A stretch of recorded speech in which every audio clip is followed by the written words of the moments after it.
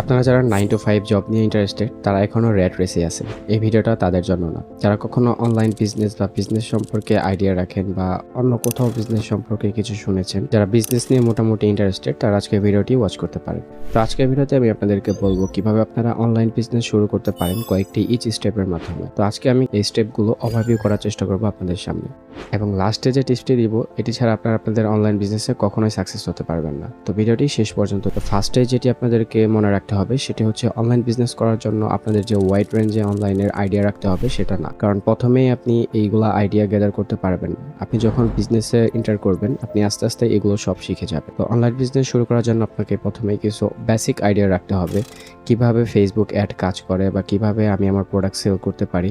এই টাইপের কিছু আইডিয়া রাখলে আপনি আপনার অনলাইন বিজনেসটা স্টার্ট করতে পারেন। অ্যান্ড এরপর হচ্ছে আপনাকে সঠিক প্রোডাক্টটা সিলেক্ট করতে হবে। তো প্রোডাক্ট চুজিং এর ক্ষেত্রে আপনার সবসময় মনে রাখতে হবে যে আমি যে প্রোডাক্টটা সিলেক্ট করব এটা আমি নিজে হলে কিনবো কিনা, মানে আমি আমার কাস্টমারদেরকে কি প্রোভাইড করতেছি সেটি আগে আপনি নিজে থেকে চিন্তা করবেন যে এটি আমি হলে কিনতাম কিনা। তো এইভাবে আপনি আপনার প্রোডাক্ট সিলেকশন করতে পারেন। তো অনলাইন বিজনেসে প্রোডাক্টের দুই ধরনের ভাগ করা হয়, একটি হচ্ছে ফিজিক্যাল প্রোডাক্ট আর একটি হচ্ছে ডিজিটাল প্রোডাক্ট। হচ্ছে যেটা ভার্চুয়ালি বেচা কেনা হয়, লাইক আপনি অনলাইনের মাধ্যমে তাকে শেয়ার করতে পারেন। এটি হতে পারে একটি পিডিএফ অথবা লিঙ্ক, এই টাইপের প্রোডাক্ট। অ্যান্ড ফিজিক্যাল প্রোডাক্ট হচ্ছে যেগুলো আপনারা ফিজিক্যালি ধরতে পারেন বা কুরিয়ার মাধ্যমে পাঠিয়ে থাকেন। তো এইভাবে আপনারা আপনাদের প্রোডাক্ট চুজ করতে পারেন। তো ডিজিটাল প্রোডাক্ট মার্কেটটা খুব ওয়াইড রেঞ্জে বাড়তেছে, এটা ওয়ার্ল্ড ওয়াইড না, শুধু বাংলাদেশেও এটা অনেক ভালো বাড়তেছে। তো আপনারা চাইলে ডিজিটাল প্রোডাক্ট নিয়ে কাজ করতে পারেন, কারণ এটা কোয়াইট ইজি অন্যগুলোর থেকে।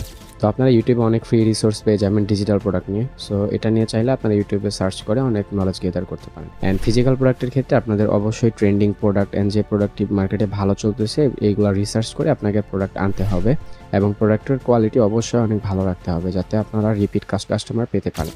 অ্যান্ড দেন হচ্ছে আপনার ফেসবুক পেজ ক্রিয়েট করা। তো ফার্স্টে আপনি আপনার অনলাইন বিজনেসটা ফেসবুক পেজের মাধ্যমে চালাতে পারেন। যদি আপনার বিজনেসটা কিছুটা গ্রো করে দেন আপনি আপনার ওয়েবসাইটটা ক্রিয়েট করতে পারেন।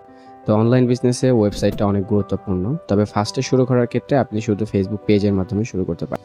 তো ফেসবুক পেজে আপনি আপনার প্রোডাক্টের ডিটেলস অ্যান্ড প্রোডাক্টের ছবি এগুলো শেয়ার করতে পারেন, এবং আপনি যদি নিজে মার্কেটিং পারেন তাহলে আপনি আপনার অ্যাড ক্যাম্পেইন করতে পারেন আপনার প্রোডাক্ট নিয়ে। আর যদি আপনার এই সম্পর্কে কোনো আইডিয়া না থাকে আপনি ফেসবুক গ্রুপে অনেক ডিজিটাল মার্কেটার পান, তাদেরকে হায়ার করে আপনি আপনার পেজের জন্য অথবা ওয়েবসাইটের একটা ক্যাম্পেইন করতে পারেন।